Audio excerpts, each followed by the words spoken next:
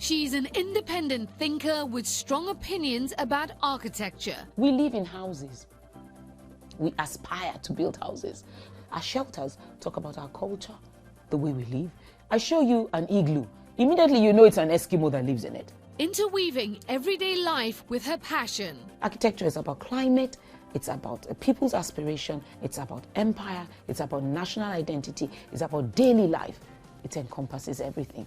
This week on African Voices, meet Nigerian architect Olajumoke Adenowo.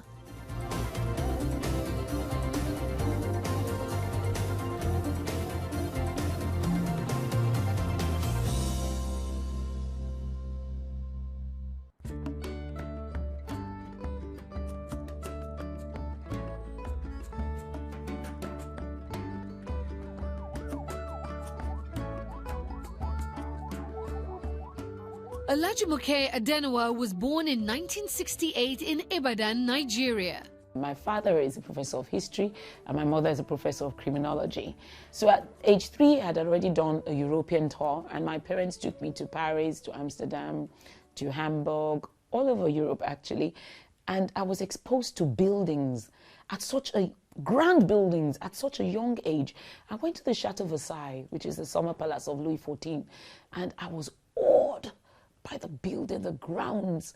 My dad didn't subscribe to that she's a female, she can't make good, she's a spare tire kind of thing. I was his favorite, I still am his favorite daughter. He spoke to me as a 3-year-old. We had discussions. I could tell him what I thought about a building, about a person, about the future. I knew my opinion mattered in our household growing up. Definitely. And I found out that every daughter whose father pays attention to her is more assertive, more confident, is more qualified for leadership. Fathers play a critical role in making their daughters confident. As she went through school, Adenowo thought she would be a doctor, but then discovered her passion was in architecture. I went to Staff School Primary School first. From there, I went to Federal Government Girls College, Oyo, which is one of Nigeria's unity schools. And then from them to the Obafemi Awolowo University, which was University of Ife at that time, to study architecture. I was admitted at the age of 14. University of Ife was the only school allowed to take people under 16, so I had to go there.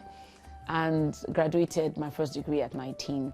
Finishing school at an early age, Adenowo went on to join an architectural firm that opened up great opportunities for her. I designed my first building while working with a firm of architects then. I hadn't started mine, and I was about 23 when I designed it. And it was amazing that my boss will give me such an opportunity. But I worked so hard. I always had a solution. I was always eager. I was always ready. I would be in the office at 11 p.m. on a Sunday when other girls are dancing or something. So I think my boss saw the passion and he gave me a chance. And it was so good to me. He said, at that time, he was the president of the International Union of Architects. And he said to me, "You're the best designer I've ever met."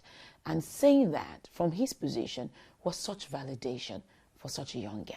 Nobody outside the firm knew that it was a young 23-year-old designing it.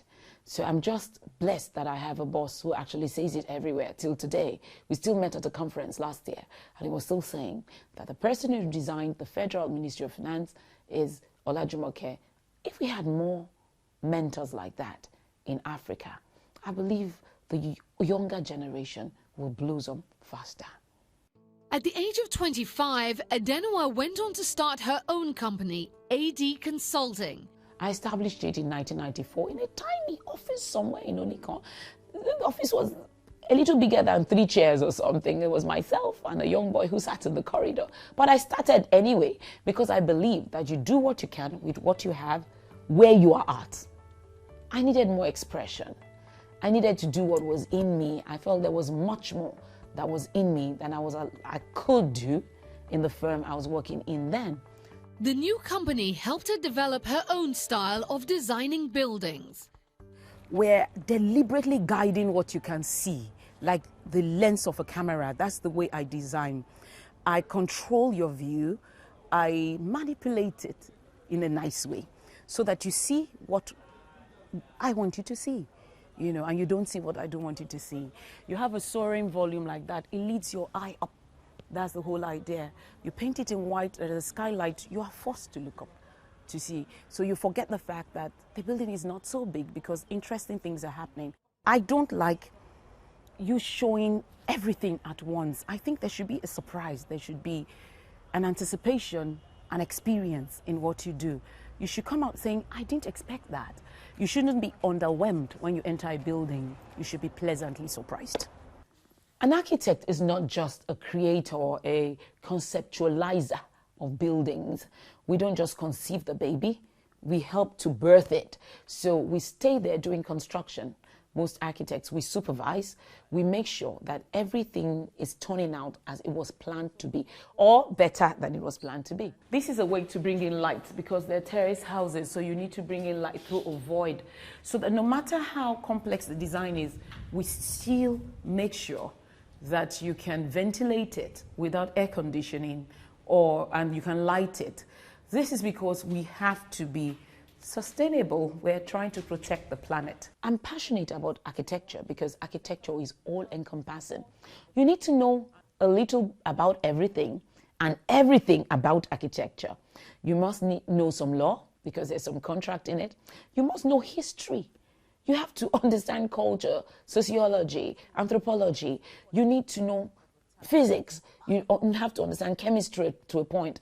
Architecture, you have to understand art and the history of art to be a really good architect. So architecture is what challenges me enough. It gives me enough of a challenge, not a pure science, not a pure art. A good architecture is about the spirit of the age.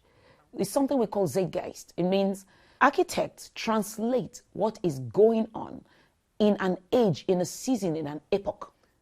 If you look, for instance, at the pyramids of Egypt, the pharaoh Khufu commissioned it to immortalize himself. Therefore, when you look at a pyramid, it talks about one man's quest to be immortal. It talks about one civilization's quest to be remembered forever. And aren't they being remembered forever? It's 4,500 years old, and we still see them. We can no longer forget those pharaohs because of the architecture. As Adenowo's architectural skills grew, she began to find her niche in the business.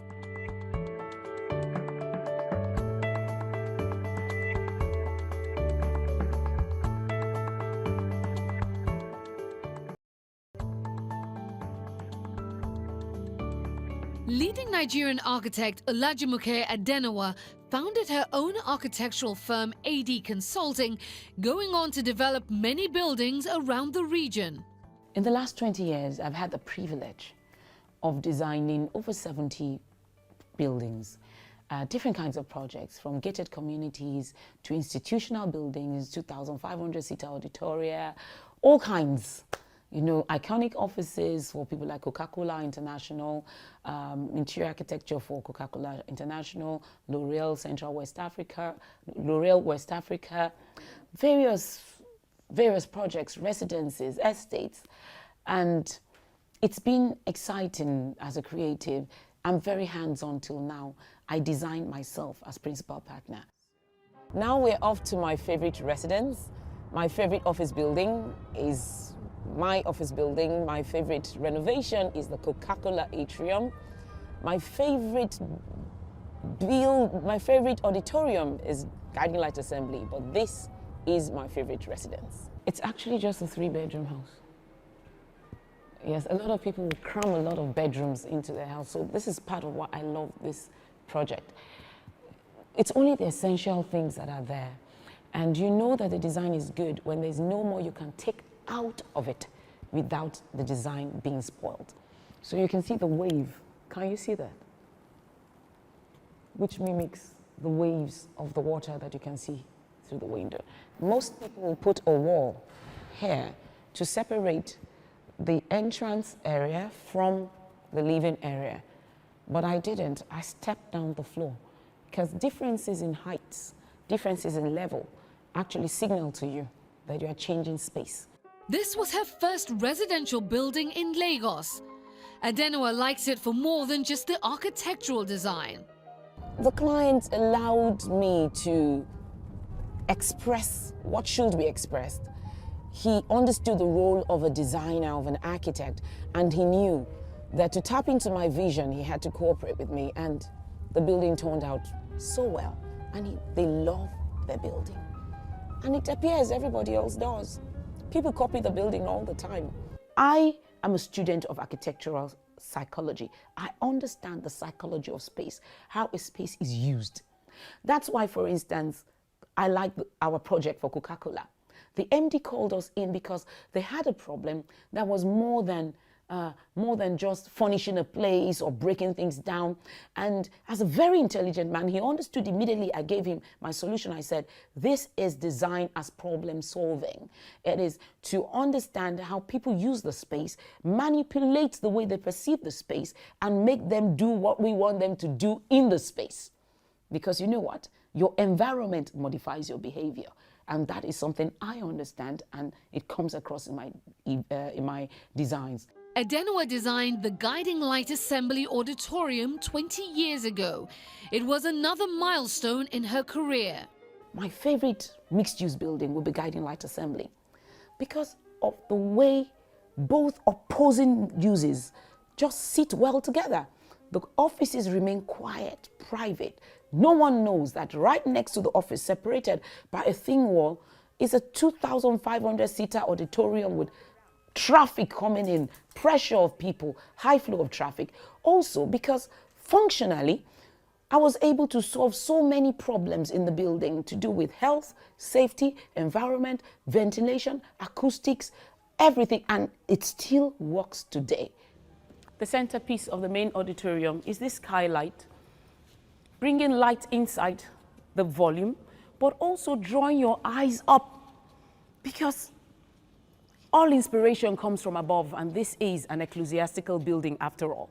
It's all designed for HSC, which is health, safety, and environment. You can see the windows, you can see the escape staircases. You know, it's all designed in such a way that though there are 2,250 people here, you can empty it out without any trampling on anybody or any crowding. We see architecture not just as function, we see it as distinction. Architecture is not about sheltering someone. It's not about just housing somebody from the elements. Architecture is about your persona. The house you live in, the office that is your corporate headquarters. It's about how you want to be seen. So for us, for me, architecture is a marketing interface. It's for a corporate client, it's an advert that people can live in, that your clients can actually experience. They might forget your jingle, they might forget your 1-minute advert, but they're never going to forget the experience they get when they walk into your office. It's stronger than any sales pitch, than any marketing pitch. Adenowo says she adds a special element when designing her buildings. My buildings are 4D architecture. They're not 3-dimensional. A 3-dimensional thing is something that, well, it's not flat, it's got depth, it's got width.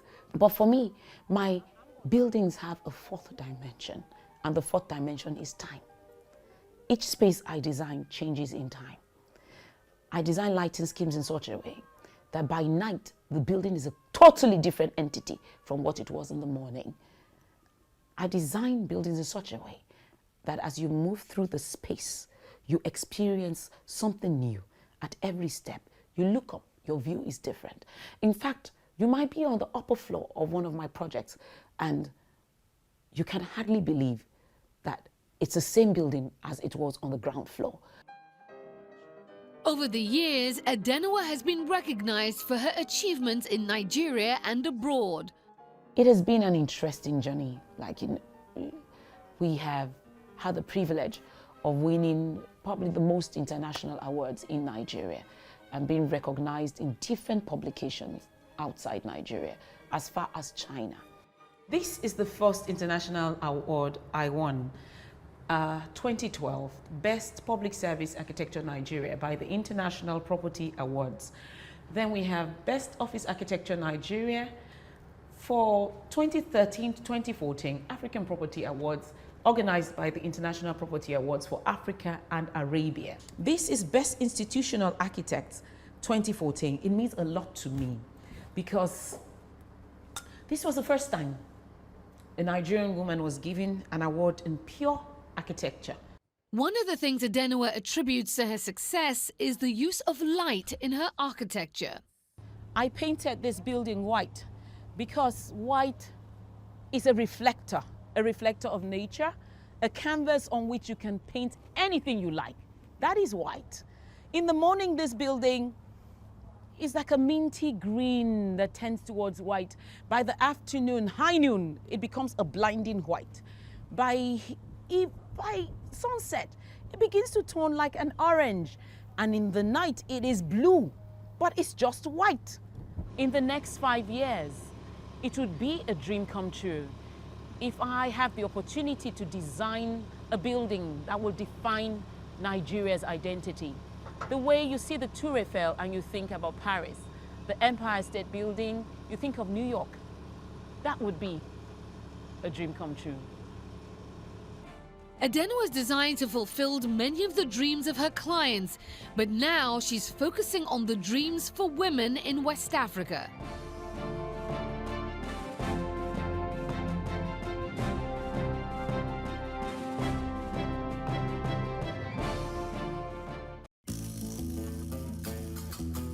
Nigerian architect Olajumoke Adenowo has found a passion in mentoring women. She hosts a weekly radio show. Welcome to Voice of Change. Today we are talking about if Nigeria as a country is really ready for politics. This is what we do. We catch up wherever we can. I don't have the time to go to a studio, so we catch up in my living room, in my lounge upstairs, a conference room, wherever. I write my own script in this ubiquitous notebook that I sketch and do all kinds of things in. I date the notebooks. My dear listener, I leave you today with this charge. Leadership is about you expressing your gift, using your gift to make a difference. Leadership is influence. Leadership is problem solving. In 1999, Adenowo started the Awesome Treasures Foundation, which helps mentor young girls and women. What do you want to be, a hero or a celebrity? A hero. Who should we emulate, a hero or a celebrity? You are too fantastic, awesome princess. A hero sacrifices. That means you give of yourself is not convenient so that somebody else's life can be changed. And I would love to hear from all of us. Awesome Treasures Foundation is to raise transformational leaders, and we catch them young. We start from the Education Resource Group, where we deal with universal basic education subset, young children in primary school, to the Awesome Princesses who are teenagers, to Awesome Treasures, the women and the youth. But the mission remains the same, raising Nigerians, Africans, because we're also in Ghana, we're in other countries, who know they have a purpose and who are deploying that purpose and that gift to make a difference in their communities, in their societies, in their nation. We believe that the greatest need of Africa is leadership, vision, strong people who are ready to give their all for their people, to say, this is the way ahead. And Awesome Treasures is here to address that need, to raise transformational leaders. Though Adenowo is involved in changing the lives of many, she makes sure to balance her time for her family. You know, it's good to understand your purpose in life and set your priorities right. Sometimes I look at the foundation and we're reaching thousands, literally thousands, 60, 70,000 people. But at the end of the day, I'm accountable to my two and not the 70,000. They say charity begins at home. It doesn't end there, but it begins there. So I do have time for my family. I make them my priority. I see my sons, though they're in boarding school, once in 3 weeks. They might as well just be next door. You understand what I'm saying? Because at the end of the day, let's be frank, a woman wants everything. An African woman especially wants everything. We want our relationships intact. We want our marriages intact. We want to have children. And at the same time, because we were schooled exactly the same way the men were schooled, we want to succeed in our careers. But first, get your priorities right. Adenowo draws strength from the desire to make a difference in her generation.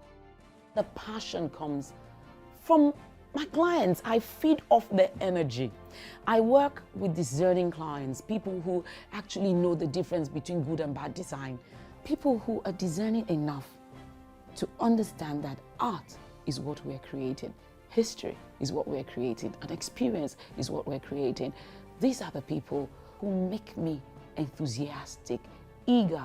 I would do anything for my clients to make sure that their buildings come out the way it should. What gives me energy are clients who understand that an artist is rewarded not for their labor, but their vision.